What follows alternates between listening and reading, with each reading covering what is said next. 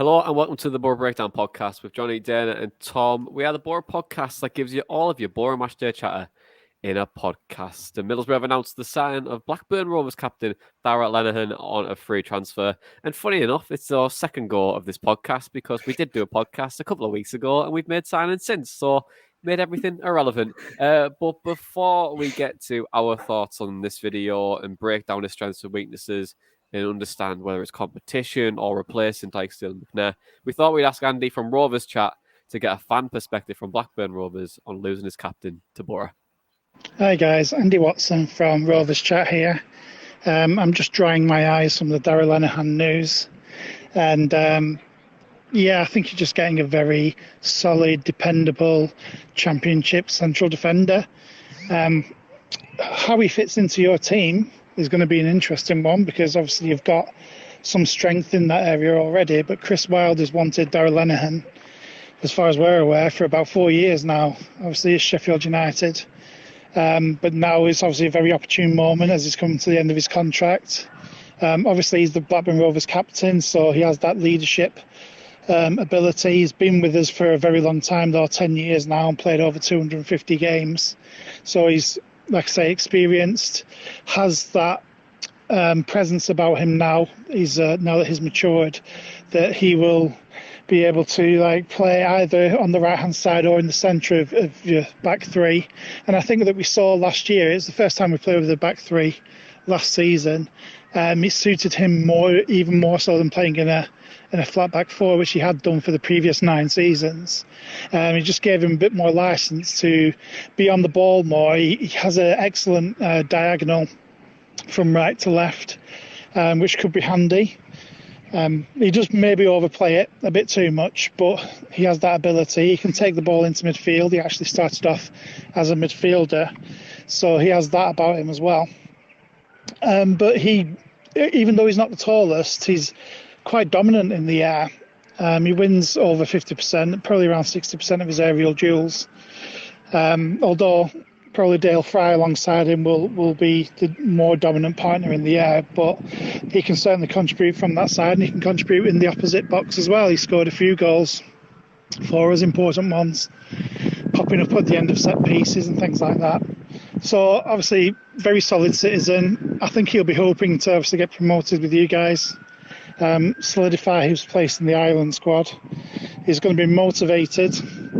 His injury record has been spotty in the past in his younger early 20s, but very reliable over the last couple of seasons, so he's likely going to be there. And like I say, is it going to be him, is it going to be Dijksteel, is it going to be McNair playing that right central defence role? I'd be surprised if he's gone there to be cover, so I guess it's a good problem for Wilder to have now as to where to put him. But I'm gutted to see him go, obviously, but he deserves the chance to play in the Premier League. I think we can probably agree that Middlesbrough have a slightly better chance of doing that than Blackburn at the moment.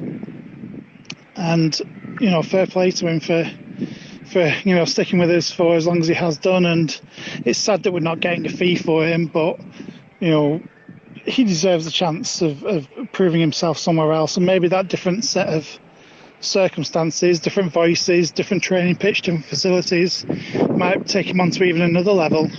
I think he could play Premier League, but I think he's one that has to be promoted into it to prove that he can do it. I don't think anyone's going to take a chance on him now.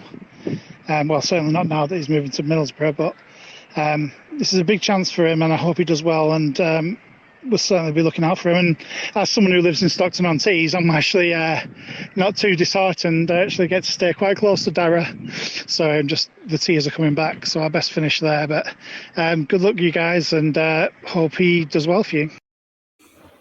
It's nice to know that Andy's nice and happy and he hasn't got any tears and he's not bothered about the move whatsoever.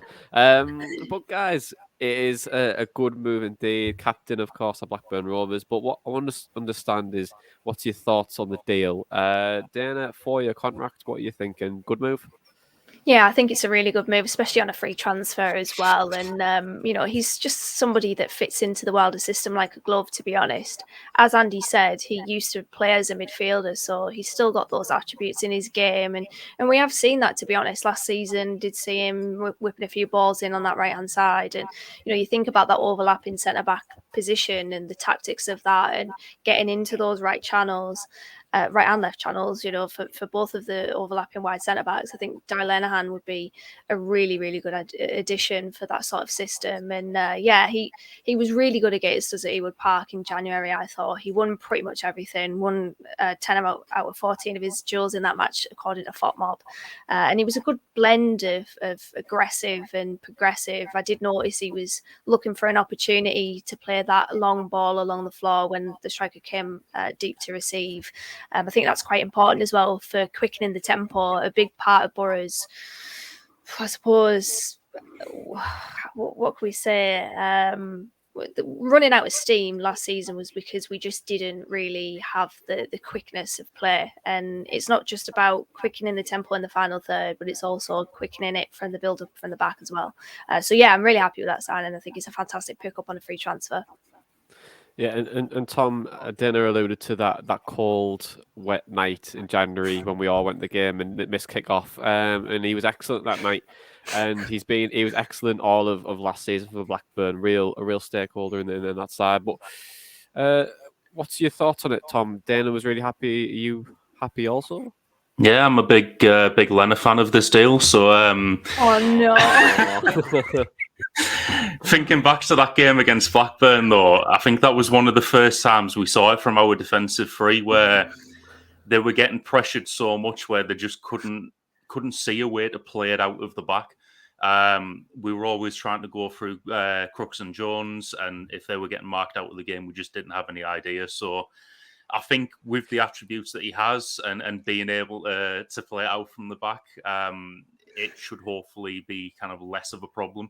And especially now we're about 50% of the way to addressing that left-hand side as well with Ryan Giles coming in. If we can get a left-sided centre-back as well, then they're going to complement each other quite well. But overall, for a free transfer and just our business in general so far, I'm very happy with it. Yeah, it is a really good move. I think you were saying there, Boro's business over the last week has been really successful, and there is obviously more pending probably over the next week and a half too.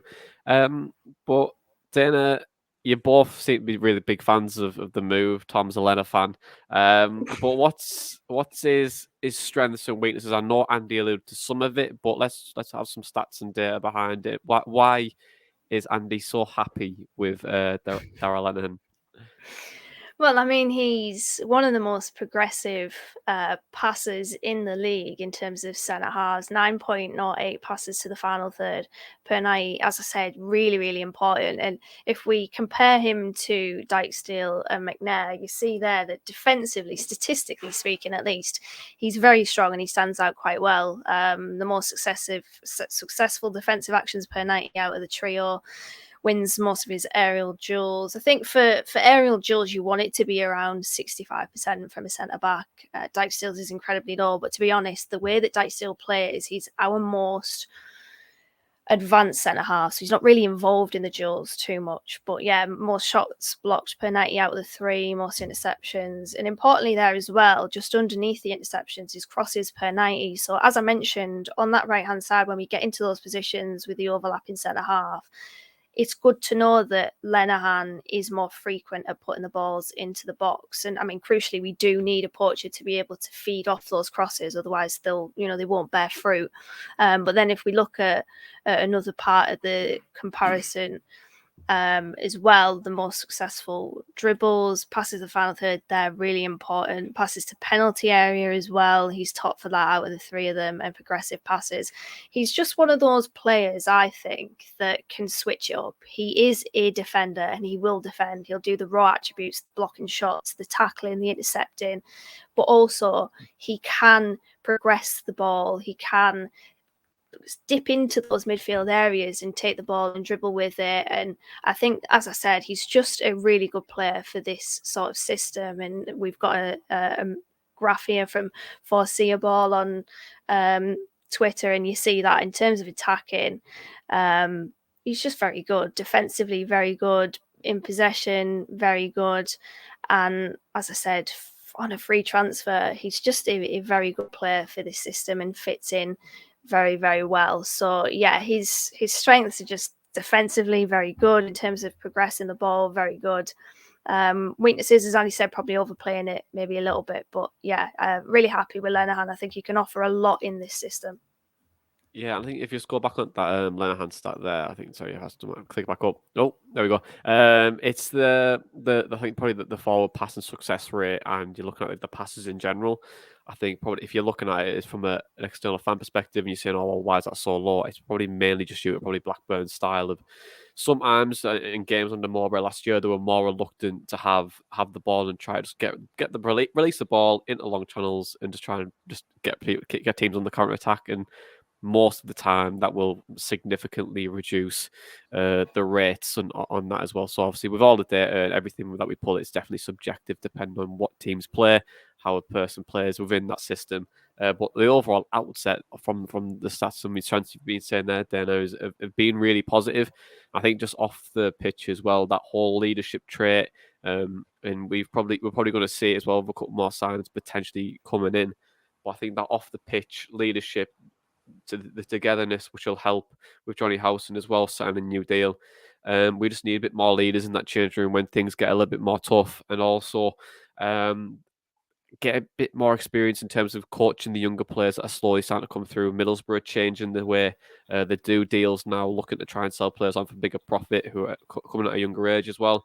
So having that experience is definitely more vital, especially when we're linked with Dave McGoldrick as well. I think he would be a good addition. But this is a Darragh Lenihan video, and that's for another time. But who do you see him potentially replacing, Tom? Or is he just going to be a competition? Because Dijksteel, McNair, Dana's compared them already, but could you see one of them maybe losing the position to him? I think I could, yeah. I don't see him coming in as competition, bearing in mind where he was in the Blackburn team. He was the captain, he was starting every week, and he wants to play in the Premier League. So he's coming here with big ambitions, and I don't think he's coming here with the having been told he's going to sit on the bench behind one of them. I think he's going to be in the starting 11. I think he'll probably be on the right-hand side instead of probably Dijksteel at the start. Where it leaves McNair, I'm not sure. I think Lenihan is good cover in terms of the right-hand side of the centre-backs and also centre in case there's any kind of injuries with Fry or anything like that. So it's good that we've got a player who can play a couple of different positions. We've got that in McNair and Dijksteel as well, I'd say. So it's pretty versatile back line now. But I do see one of those losing the place. And I think to start the season, it might be Dijksteel. Okay, Dana, what do you think? Yeah, I mean it's a good problem for Wilder to have. I mean he's gone from having to choose between Dijksteel and McNair, I suppose, for that right centre back position, to choosing between Lenihan and McNair and Dijksteel as well. And if I just bring up the stats again, what's interesting is when you think about that middle centre-back position, the Dale Fry role, it's really the one where it's a kind of head it and kick it. It's the less progressive, it's the more defensive.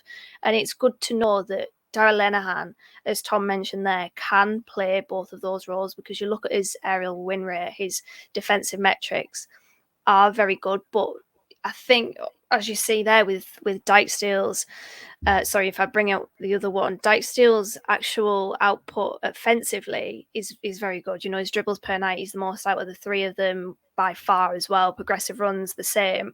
I just think, and what I said about Dijksteel on the podcast, on the season review show, there's a certain weakness in him, which is literally the only weakness that I can really think of with Dijksteel, because he's such a good defender.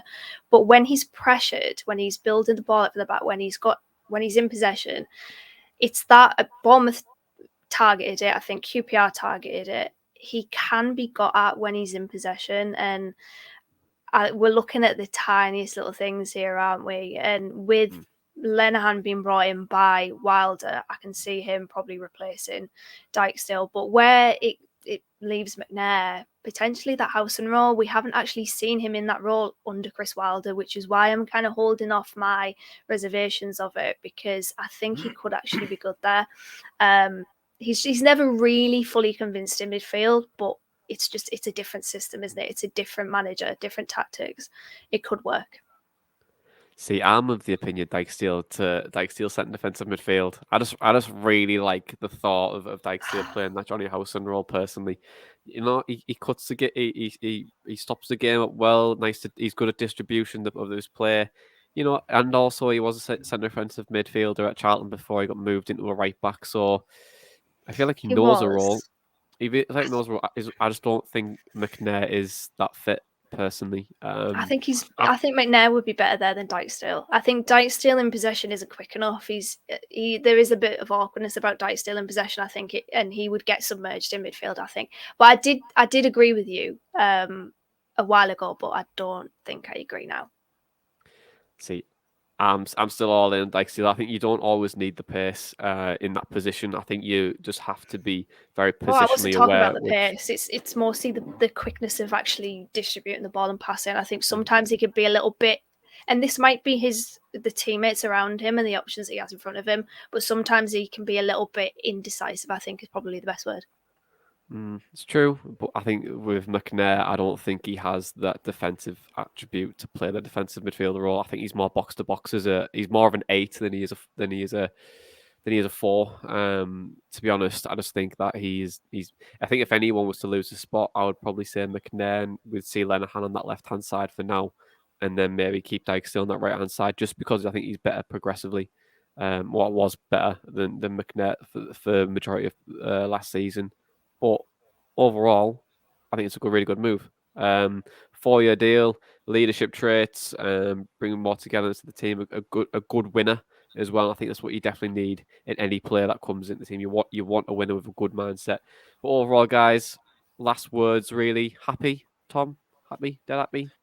Yeah, definitely. Like I say, I'm very happy with how we're doing our business at the moment. It seems to be we seem to be addressing every place in the squad where we need people. We have a purpose with it, and we're making some very good signings for very small outlay at the moment, which I think going into the window we were all expecting sell Spence very early on and start splashing the cash, but it's not what's going on at all here. We are making some very good moves at the moment.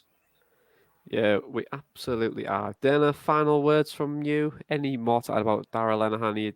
I'm assuming you're more than happy. I mean, you've just been saying you have been, so... No, I'm not happy. No, I'm just kidding. I am. Yeah, perfect. I'm happy with that. As Tom said, a small outlay on the players that we brought in as well. I would imagine there's maybe a small loan fee for Ryan Giles, but yeah, some good moves being made by Middlesbrough addressing key issues. So yeah, really happy with it. Beautiful. When we did this podcast last time, we thought Lenihan was going to be the first signing because it was very much close. We thought it was done a deal, but we've got Robert, Howson renewed, Giles, now Lenihan with more signings to come. But guys, if you did like this video, do like the video and also subscribe to our YouTube channel. We've got a lot more video content coming out over the next couple of weeks or so.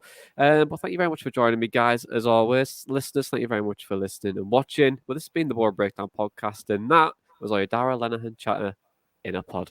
Up the Boro Breakdown.